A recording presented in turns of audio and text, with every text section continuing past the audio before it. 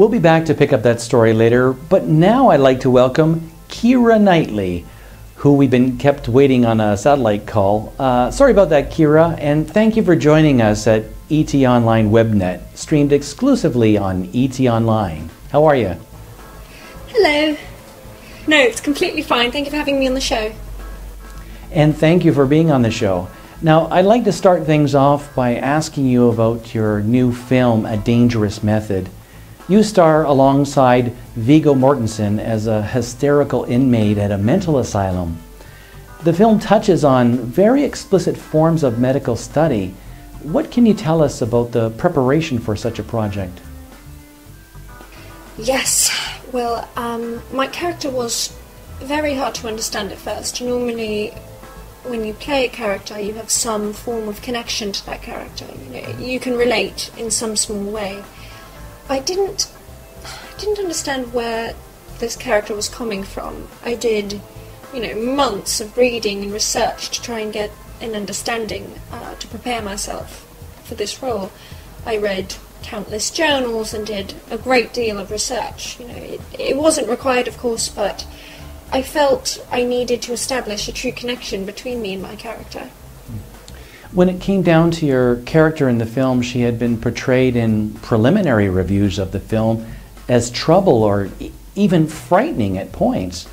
What was your feeling towards her in the end? One of the big decisions me and David made was the idea that there wasn't a miracle cure with her.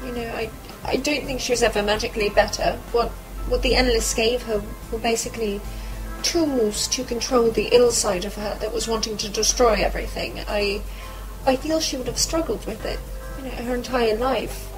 She was trouble.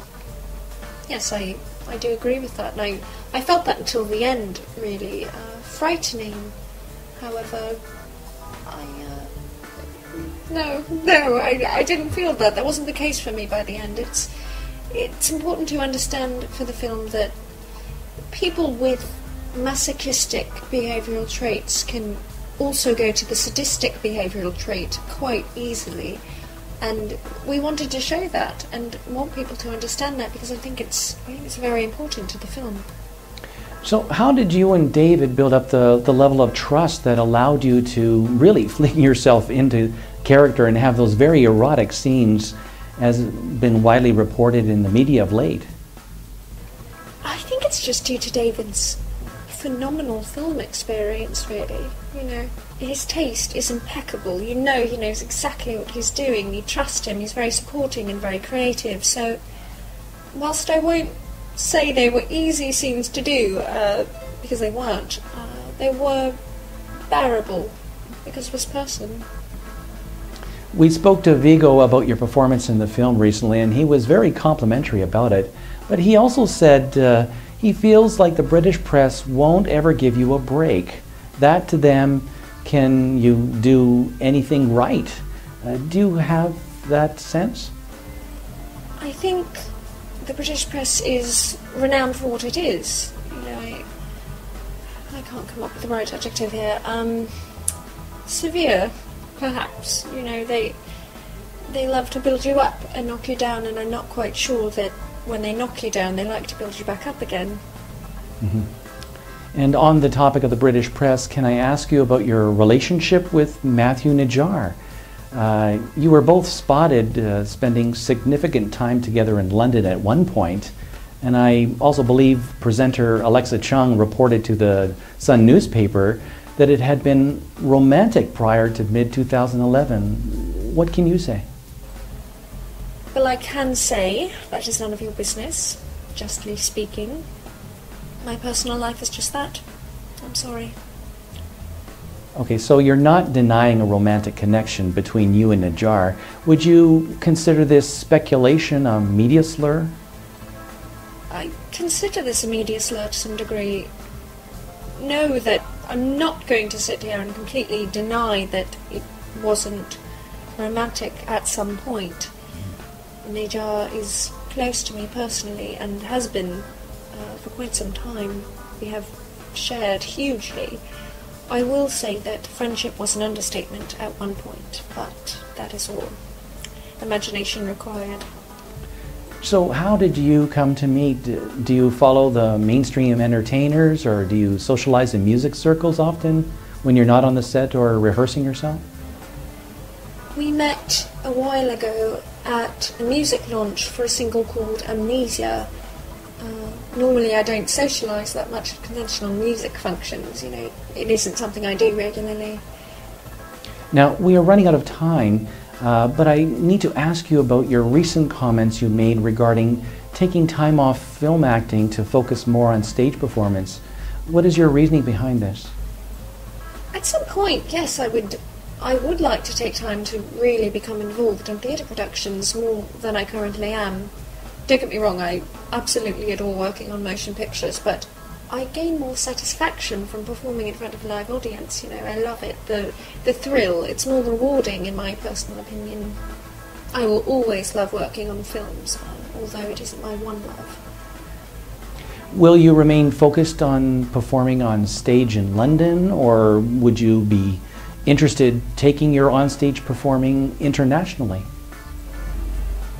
There are many fantastic theatres across the world, so at some point I can definitely see myself performing on stage overseas, yes. I do hope to do so. It really depends on what prospects are available, you know, and what really takes my interest. Mm-hmm. Keira, thank you very much for your time, and best of luck with A Dangerous Method. It was my pleasure. Thank you so much for having me.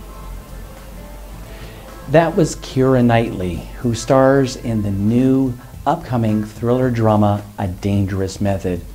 You can catch it in cinemas next month or in February for Canadian audiences. Next up, we answer your questions on 2012's sure blockbuster The Dark Knight Rises with the help of legendary director Christopher Nolan.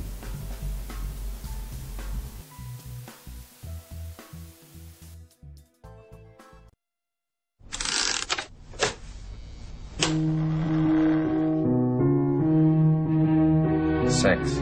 Male. Family. Child. Divorce. No. Professor Freud. Dr. Jung, I've simply opened the door. It's for young men like yourself to walk through it. Perhaps she's the one for your experimental treatment. Tell me about the first time you can remember being beaten by your father. It's exciting me. How is your little Russian patient? There was the most dramatic improvement. Is she a virgin? Almost certainly. If you ever want to take the initiative, I live in that building there. Why should we put so much effort into suppressing our most basic natural instincts? Never repress anything. I want you to punish me. There's a rumor running around Vienna that you've taken one of your patients as a mistress. Surely you didn't think I'd let you go without putting up a fight.